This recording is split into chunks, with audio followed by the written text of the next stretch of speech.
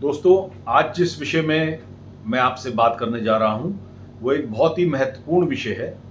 जो इस समय देश में समस्याएं चल रही हैं, सब उसी पे केंद्रित हैं, उसके केंद्र में वो है। और वो एक ऐसी संस्था है जो पिछले 100 साल से इस देश में कार्यरत है। उसका आज तक कोई रजिस्ट्रेशन नहीं है, उसका कोई बही खाता नहीं है। वो इस देश के संविधान से ऊपर है। आप समझ गए होंगे मैं बात करने जा रहा हूं राष्ट्रीय स्वयंसेवी संघ की, यानी आरएसएस की। नमस्कार, मैं हूं मनीष त्रेहन और आप देख रहे हैं व्यू पॉइंट। तो आज क्या ऐसी आवश्यकता पड़ गई कि हम आरएसएस के विषय में ये डिस्कशन कर रहे हैं, आपसे ये वार्ता कर रहे हैं। देखिए, इस देश में इस समय जो ज्वलंत मुद्दे चल रहे हैं उसके केंद्र में है एक तो पेपर लीक का मुद्दा, जो एजुकेशन, इस देश की पूरी एजुकेशन पॉलिसी या एजुकेशन का जो ढांचा बना हुआ है वो पूरी तरह से चरमरा चुका है। राम मंदिर जो लोगों की आस्था का केंद्र रहा है, जिसमें हजारों हजार हिंदुओं की आस्था जुड़ी है, जिसके लिए उन्होंने खूब पैसा दान किया, तन मन धन से उसकी सेवा की, उसमें 100-200 करोड़ की चोरी का मामला सामने आ रहा है। और इसके साथ साथ और भी जो देश में समस्याएं चल रही हैं, जिसके केंद्र में आप कहें कि कहीं ना कहीं भ्रष्टाचार एक बहुत बड़ा मुद्दा है, उस सबसे जुड़े हाथ आते हैं आरएसएस यानी राष्ट्रीय स्वयंसेवी संघ के। इसलिए उजागर हो रहा है क्योंकि ये सामने आया जब कर्नाटक के गृह मंत्री प्रियांक खड़गे ने एक पत्र लिखा आरएसएस चीफ को और उनसे ये मांगा कि आप इस चीज का प्रमाण दीजिए कि आपकी संस्था जो है वो कोई इंडिविजुअल है, एनजीओ है, सोसाइटी है, या किस रूप में वो भारत सरकार के यहाँ रजिस्टर्ड है या किसी राज्य में रजिस्टर्ड है। उसके अलावा उन्होंने उनके खातों का ब्यौरा मांगा है, गुरु दक्षिणा के रूप में जो पैसा उन्हें प्राप्त होता है वो कहाँ जाता है, वो किस तरह से जाता है। इस सब के जवाब में आरएसएस का ये कहना है कि हम कोई कागज नहीं देंगे, कोई खाता अभी तक उन्होंने प्रस्तुत नहीं किया है। वो एक संस्था जो लोगों से भारतीय होने के कागज मांगा करती है, उसके अपने पास पिछले 100 साल से इस बात का कोई प्रमाण नहीं है। इस देश में चाहे कोई भी कंपनी हो, सोसाइटी हो, एनजीओ हो, उसको कोई रजिस्ट्रेशन कराना पड़ता है। एक आप कहें कि एक आम ठेले वाला भी, उसको भी अपना रजिस्ट्रेशन कराना पड़ता है। कहीं ना कहीं रजिस्ट्रेशन कराते हैं आप। हम गाड़ी खरीदते हैं, उसका भी रजिस्ट्रेशन कराते हैं। हम एक दुकान खोलते हैं, उसका भी एक रजिस्ट्रेशन होता है। आप सोसाइटी हो, एनजीओ हो, हर चीज का एक रजिस्ट्रेशन होता है। लेकिन पिछले 100 साल से देश के हर राज्य में, जिले में जिसकी शाखाएं हैं, इतना बड़ा संगठन, इतना बड़ा संस्थान, उसका कहीं रजिस्ट्रेशन ना होना, गुरु दक्षिणा के रूप में लाखों करोड़ों रुपए हर साल अर्जित करना, उसका कोई बही खाता ना होना और सरकार के आगे उसे प्रस्तुत ना करना। क्या सोचते हैं आप, ये ठीक है? एक ऐसा संस्थान जो अपने आप को सामाजिक और सांस्कृतिक संगठन कहता है, आज मैं आपको ये बताऊंगा उसकी क्या भूमिका है इस देश के समाज में और संगठन में, इस देश के समाज को बनाने में। मैं आपको ये बताऊंगा कि उसने कितनी महत्वपूर्ण भूमिका अदा की है और कहां कहां वो लिप्त है। किस तरह से पिछले कुछ सालों में आरएसएस से जुड़े लोगों को जो साइकिल पे चला करते थे वो आज फॉर्च्यूनर से मूव कर रहे हैं।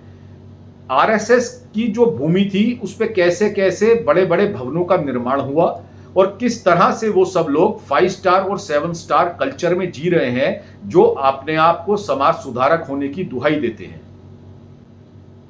दोस्तों, इस देश में सबसे बड़ा, हमारे लोकतंत्र में सबसे बड़ा हमारा संविधान है। एक ऐसी संस्था जो हमारे संविधान को ठेगा दिखा के उसे कुछ नहीं मान रही, जिसने अपने मुख्यालय पे कितने सालों तक भारत का झंडा नहीं लगाया, वो तिरंगा नहीं लगाया जिसके तले ये पूरा देश अपना सर झुकाता है। वो संस्था अपने आप को कहीं रजिस्टर नहीं करा रही। इसके अलावा कोई भी ऐसी संस्था, कोई इंडिविजुअल, कोई एनजीओ, कोई सोसाइटी ऐसी नहीं है जिसे इस देश के कानून के तहत बाध्यता है हर एक संस्था को कि वो कहीं ना कहीं अपने आप को पंजीकृत कराए, अपने आप को रजिस्टर कराए। उसके पास जो धन आ रहा है उसके स्रोत की जानकारी दे, वो कितना धन आ रहा है, उसको कहां से प्राप्त किया जा रहा है, वो देशों से प्राप्त, इस देश से ही प्राप्त हो रहा है या विदेशों से प्राप्त हो रहा है, उसकी अकाउंटेबिलिटी क्या है, वो कहां कहां खर्च किया जा रहा है, किस किस मद में उसका खर्चा हो रहा है, इस सब का ब्यौरा हमें, आपको और हर संस्थान को देना होता है।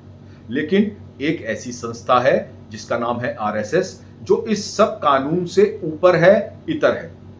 और ना केवल ये सरकार, अब तो जो सरकार है वो उसके संगठित सरकार है, उसके गठन में है, जिसका नाम है बीजेपी। इससे पहले भी इस देश में कितनी सरकारें रह चुकी और सबसे लंबा कार्यकाल कांग्रेस ने इस देश में निकाला है। उसने भी आज तक ये प्रश्न कभी नहीं उठाए और ना कभी उनसे उनके खातों का ब्यौरा मांगा। देखिए, आज इस देश में एजुकेशन सिस्टम का कितना बुरा हाल है। इसी देश में 70 80 पेपर लीक हो रहे हैं और हमारी युवा पीढ़ी का भविष्य जो है वो पूरी तरह से चरमरा चुका है। केवल इससे वही लोग प्रभावित नहीं हो रहे जो 10-10 साल लगा के, 5-5 साल लगा के बेशुमार पैसा खर्च करके उन पेपरों की तैयारी कर रहे हैं, उन एंट्रेंस टेस्ट की तैयारी कर रहे हैं, बल्कि वो लोग जो अपने धन बल के कारण, अपने संबंधों के कारण इन पेपरों को लीक करके अर्जित कर रहे हैं। और आप सोचिए, इस समाज को नकली डॉक्टर, नकली इंजीनियर और 2 नंबर से आए हुए आईएएस पीसीएस अधिकारी प्राप्त हो रहे हैं। किस तरह से पूरी शिक्षा व्यवस्था जो है वो चरमरा चुकी है। अब मैं आपको ये बताऊंगा कि इस पूरी शिक्षा व्यवस्था को आप एक विश्वविद्यालय लेवल से देखिए, किसी एक वीसी का, किसी एक टीचर का या एक छोटे कैडर में भी कोई अपॉइंटमेंट बिना आरएसएस की रजामंदी के नहीं हो सकता। पूर्णतः आरएसएस का कब्जा है। ये विभाग जो है जिसमें इतना भ्रष्टाचार चल रहा है, ये आरएसएस के हाथ में है। ऊपर से मंत्री से लेके, वीसी से लेके और हर शिक्षा प्रतिष्ठान में जो इनकी विचारधारा से मिलता है उसी आदमी को ही केवल उसमें नियुक्ति दी जाती है। इनकी विचारधारा से इतर कोई आदमी इसमें नियुक्त नहीं हो सकता। उस शिक्षा संस्थान का कितना बुरा हाल है, उस एजुकेशन सिस्टम के साथ आज क्या हो रहा है। और आरएसएस जो अपने आप को एक सामाजिक और सांस्कृतिक संगठन कहता है, वो इस समाज के हित में एक आवाज नहीं उठा रहा। आरएसएस से जुड़े हुए कई ऐसे विद्यार्थी संगठन हैं, जैसे विद्यार्थी परिषद इत्यादि, जो इस संबंध में कोई आवाज नहीं उठा रहे और सत्ता के लोभ में, सत्ता के मलाई चाटने के लिए चुप होके बैठे हैं। और लाखों करोड़ों छात्रों का भविष्य दांव पे लग चुका है, बर्बाद हो चुका है। छात्र जो हैं वो मांग कर रहे हैं इस्तीफे की। इस क्रम में जो शिक्षा मंत्री हैं, जो इसमें सम्मिलित हैं, छात्र मांग कर रहे हैं कि वो सब इस्तीफा दें और नए गठन किए जाएं। लेकिन एक आवाज आरएसएस से नहीं उठ रही और एक आवाज आरएसएस या ये सरकार नहीं सुन रही इन छात्रों की। अपने आप को सामाजिक और सांस्कृतिक संगठन कहने वाले इस आरएसएस से एक सवाल और है, वो राम मंदिर जिसके नाम पे आप चंदा और वोट इकट्ठे करते हैं इस देश से, जिसके लिए इस देश के हर हिंदू ने, हर सनातनी ने अपने तन मन और धन से आपका साथ दिया। उस राम मंदिर के चढ़ावे में आज 200 करोड़ का कथित घोटाला बताया जा रहा है। और कथित नहीं, उसमें बरामदगी भी हो रही है, उस पे लीपा पोती की जा रही है। राम मंदिर के निर्माण से ही आप देखें कि इसकी भूमि खरीद से लेके जो एक जमीन 2 करोड़ रुपए की खरीदी गई, उसे कुछ ही देर बाद 18 करोड़ की उस न्यास ने खरीद लिया, जिसको चंपत राय जी के नाम से उसका रजिस्ट्री कराई गई। अगर आप राम मंदिर के पूरी जो ट्रस्ट है, कमेटी है, अगर आप उसमें देखते हैं तो आरएसएस की बिना इच्छा के उसमें कोई नियुक्ति नहीं हो सकती। उसमें जो पदाधिकारी हैं वो आरएसएस से आते हैं या आरएसएस के बहुत ही प्रिय हैं। उसके बावजूद इसमें इतना बड़ा घोटाला हो रहा है। इसमें कई बरामदगियां हो चुकी हैं, जो गोबर में छुपे नोट बरामद हुए, जो लाखों करोड़ रुपए की शिलाएं वहां से गायब हुई, जो चंदे के अंदर लोगों ने उसे गमन करके और अपनी निजी संपत्तियां बना ली और बहुत बड़े बड़े होटल और प्रतिष्ठान खड़े कर लिए, गाड़ियां खरीद ली, उनके यहां से उनके खातों तक से वो पैसा बरामद हो रहा है। सरकार इस पे चुप है। बस एक एसआईटी का गठन करके और इस मामले को रफा दफा करने की कोशिश की जा रही है। ये नहीं सोचा जा रहा कि जिस राम मंदिर के बल पे आप सत्ता में आए, लोगों की भावनाओं से खेले और उन्होंने दिल खोल के आपका समर्थन किया वोट से और नोट से, उस पर गबन करके ये केवल लोगों के साथ ही विश्वासघात नहीं है, ये भगवान के साथ विश्वासघात है और इसकी सजा इनको जरूर मिलनी चाहिए। केवल लोगों को हिंदू मुस्लिम में विभाजित करके ये जो खेल खेल रहे हैं और जिस राम के प्रति ये आस्था जताते हैं और सच्चे लोग जो अपनी आस्था से वहां चंदा चढ़ाते हैं, उसमें हजारों करोड़ रुपए का ये लोग घोटाला कर रहे हैं। इसके लिए आरएसएस प्रमुख एक शब्द नहीं बोल रहे। वो केवल अपनी Z+ सिक्योरिटी इंजॉय कर रहे हैं जो कि इस सरकार द्वारा इन्हें दी गई है। वो सब फैसिलिटीज इंजॉय कर रहे हैं जो ये सरकार उन्हें देती है और वो आपके और हमारे टैक्स के पैसे से इन्हें दी जा रही है। वो कोई सवाल नहीं उठा रहे, कोई विरोध नहीं कर रहे और चुप करके इसमें सम्मिलित है, क्योंकि वो लोग इस भ्रष्टाचार में वो सब लोग सम्मिलित हैं। मैं उन राष्ट्रभक्त शाखा वालों से कहना चाहूंगा, कहां आप क्यों आवाज नहीं उठा रहे इसके खिलाफ? जब हमारे आस्था के केंद्र उस राम मंदिर से हजारों करोड़ रुपए का गबन हो रहा है, तो आप लोग क्यों चुप हैं? आप इस संस्था के कारण चुप हैं या इस सरकार के कारण चुप हैं? आप हिंदू हैं, आपकी आस्था के ऊपर एक प्रहार हुआ है, आपके साथ एक विश्वासघात हुआ है, क्यों नहीं उन लोगों के ऊपर कार्रवाई हो, उन्हें जेल की सलाखों के पीछे पहुंचाया जाए जिन्होंने हिंदुओं के साथ, हमारे राम के साथ धोखा किया, गबन किया। यही राष्ट्र स्वयंसेवी संघ आरएसएस, जो अपने आप को एक सामाजिक और राजनीतिक संगठन बताता है, जिसको प्रधानमंत्री लाल किले से एक एनजीओ बताते हैं। बताइए आप, इस देश में मणिपुर में कब से हिंसा चल रही है? 1-2 साल हो गए उस हिंसा को चलते हुए। और क्या आपने, आरएसएस से पूछना चाहता हूं, आपने इसके विरुद्ध क्या एक्शन लिया? क्या आपने कदम उठाए वहां हिंसा को रोकने के लिए? मणिपुर इस देश का एक राज्य है, वहां रहने वाले लोग भारतीय हैं, वहां निरंतर हिंसा चल रही है और आप इस पे चुप हैं। आप सरकार से सवाल नहीं कर रहे। ही आरएसएस के पास इसका किसान संगठन है। इस देश में किसानों ने इतना लंबा आंदोलन किया, 750 किसान उसमें मर गए और उनकी मांगे नाजायज नहीं थी, वो वाजिब मांगे कर रहे थे कि सरकार जो काले कानून ला रही है, जिस तरह से भ्रष्टाचार होगा, जिस तरह से सारा कृषि जो है वो निजी हाथों में चला जाएगा और प्रधानमंत्री के जो मित्र हैं, बड़े बड़े उद्योगपति हैं, वो इस पूरी कृषि व्यवस्था को कंट्रोल करेंगे। आरएसएस ने कोई आवाज नहीं उठाई, उन किसानों के समर्थन में आके खड़ा नहीं हुआ। कैसा सामाजिक संगठन है ये? कैसा ये सामाजिक संगठन है जो इस समाज में 750 किसान जो सालों तक सड़कों पे रहे और जिनकी जान चली गई, उनके पक्ष में एक शब्द नहीं बोला? जिस तरह इस देश में इलेक्टोरल बॉन्ड का मामला सामने आया, बड़े बड़े संस्थानों से और व्यापारियों से खुले तौर पे रिश्वत ली गई। क्या आप समझते हैं कि आरएसएस को इस मामले में कुछ नहीं पता? लोगों ने अपना काम कराने के लिए इलेक्टोरल बॉन्ड के माध्यम से सत्ताधारी पार्टी को रिश्वत दी और उनसे उनके काम करवाए। सत्ताधारी पार्टी द्वारा कुछ लोगों को प्रताड़ित किया गया, एजेंसियों का इस्तेमाल करके उन्हें प्रताड़ित किया गया और जब उन्होंने एक सुविधा शुल्क दे दिया तो वो उनको क्लीन चिट दे दी गई। ये सारा रास्ता कहीं ना कहीं आरएसएस से होके गुजरता है। आरएसएस इसमें लिप्त था और आरएसएस के माध्यम से ये पैसा जो है वो सरकार तक पहुंचा। ऐसा नहीं है कि आरएसएस को इस मामले में कुछ नहीं पता और उसको इसमें से कुछ हिस्सा नहीं मिला। वो जो लाखों करोड़ों रुपया इलेक्टोरल बॉन्ड के फॉर्म में एक रिश्वत के रूप में सरकार तक पहुंचा, उसमें आरएसएस भी उतना ही दोषी था जितनी कि सरकार। उसे भी उससे बहुत धन का लाभ हुआ है। इस देश की सरकार ना जाने किस लिए अपने निजी कारणों को लेके अमेरिका से और डोनाल्ड ट्रंप से डर रही है। मैं उस गहराई में नहीं जाना चाहूंगा कि वो एप्स्टीन फाइल है, वो अडानी के केस हैं, या क्या ऐसी मजबूरी है जो ये सरकार अपने हथियार डाल चुकी है अमेरिका के राष्ट्रपति के आगे। वो ऐसे ऐसे समझौते कर रही है जिसमें इस देश का अहित है, जिसमें इस देश के किसानों का अहित है। कहां है आरएसएस कहां है वो संगठन, कहां है वो उसके पदाधिकारी, वो सवाल क्यों नहीं उठाते?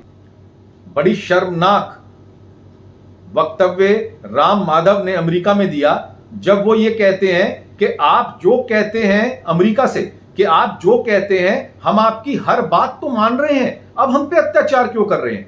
क्या भारत को इस तरह किसी भी दूसरे राष्ट्र के आगे झुक जाना चाहिए? हम 145 करोड़ की आबादी, हम वो देश हैं जो अमेरिका को उसकी औकात दिखा चुके हैं। जब हमने पाकिस्तान के युद्ध में बांग्लादेश को अलग किया था और अमेरिका पाकिस्तान का साथ दे रहा था, तो हमारी प्रधानमंत्री इंदिरा गांधी ने अमेरिका को उसकी औकात दिखा दी थी जब उसने कहा था कि मैं अपना बेड़ा वहां से भेज रही हूं आप पे अटैक करने के लिए। आज और उस काल में इतना फर्क आ चुका है। आज हम एक न्यूक्लियर पावर संपन्न देश हैं। हम क्यों झुक रहे हैं अमेरिका के आगे? हम क्यों हथियार डाले हुए हैं? आपकी निजी विवशताओं के कारण ये देश विवश हो गया है। इस देश का हर आम आदमी विवश हो गया है। वो झेल रहा है इस पूरे के पूरे टैरिफ को, इस पूरे के पूरे अत्याचार को, और इकोनॉमी की ऐसी हालत हो गई है, इस भारत देश की ऐसी इकोनॉमी कर दी गई है। कहां है आरएसएस? क्यों सवाल नहीं उठाते? जब इस देश के हम हर आम आदमी पे इस पेट्रोल की महंगाई की, इस गैस के महंगाई की मार पड़ रही है, तो कहां है वो सामाजिक संगठन? क्यों आवाज नहीं उठा रहा वो? क्या वो सत्ता से इसलिए सवाल नहीं उठा रहा क्योंकि वो सत्ता के सुख भोग रहा है? कई राज्यों में वो अपने आदमियों को चीफ मिनिस्टर बना के वहां से काम करवा के और अपने बड़े बड़े भवनों का निर्माण कर रहा है। वो लोग जो कल तक साइकिलों पे चला कर रहे थे, आज वो फॉर्च्यूनर और 5 स्टार कल्चर में जी रहे हैं, इसलिए उसने अपने मुंह पे ताला लगा लिया है। क्या यही समाज सुधार है?